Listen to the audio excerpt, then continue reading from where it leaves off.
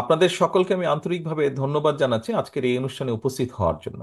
আমি ব্যক্তিগতভাবে মনে করি আজকে বাংলাদেশ জাতীয়তাবাদী দলের প্রতিটি নেতাকর্মীর জন্য একটি আনন্দের দিন। আমরা আমাদের দলের রাজনৈতিক কর্মী হিসাবে আজকে আমাদের জন্য একটি আনন্দের দিন। কেন?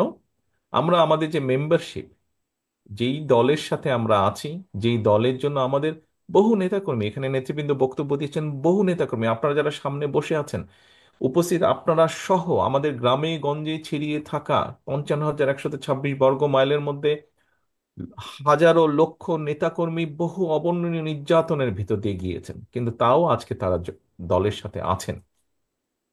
প্রিয় সহকর্মীবৃন্দ, আমার কাছে, আমি মনে করি জিনিসটাকে এইভাবে দেখি, একটি ঝড় গিয়েছে, সমগ্র দেশের উপর দিয়ে একটি ঝড় প্রবাহিত হয়েছে, দেশটাকে লন্ডভন্ড করে দিয়েছে। আমরা বিভিন্ন সময় বক্তব্য রাখি, যখন বক্তব্য রাখি আমরা দেশের বিভিন্ন সেক্টরের কথা বলি, প্রত্যেকটা সেক্টরকে লন্ডভন্ড করে দেওয়া হয়েছে। ডিটেইলে আমি গেলাম না। রাজনৈতিক দলগুলোর বিরুদ্ধে গুম করা হয়েছে, খুন করা হয়েছে, আমাদের শত শত হাজারের কাছাকাছি নেতাকর্মী আমাদের খুন হয়েছে, গুম হয়েছে আমাদের।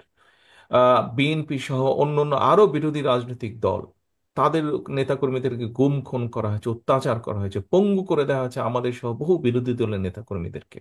দেশের সেক্টরগুলোকে যেরকম ধ্বংস করা হয়েছে, জনগণকে যেরকম নিষ্পেষিত করা হয়েছে, রাজনৈতিক দলগুলোকে সেভাবে নিষ্পিত করা হয়েছে, অত্যাচারিত করা হয়েছে, নির্যাতন করা হয়েছে নেতাকর্মীদেরকে। সেই ঝড় কেটে গিয়েছে। ঝড় কেটে যাবার পরে, যখন ঝড় হয়, প্রাকৃতিকগতভাবেও যখন ঝড় হয়, ঝড়ে চলে যাওয়ার পরে লন্ড ভন্ড শস্য খেতেই হোক, ঘর বাড়ি হোক, মানুষ আবার সেটিকে পুনর্গঠন করে। প্রিয় সহকর্মীবৃন্দ, আমরা এই ঝড়ে আমাদের বহু সহকর্মীকে হারিয়েছি রাজনৈতিকভাবে, অনেকজনকে হারিয়েছি প্রাকৃতিকগত কারণভাবে, অনেকজন বিভিন্ন কারণে হয়তো সরে গিয়েছে রাজনীতি থেকে।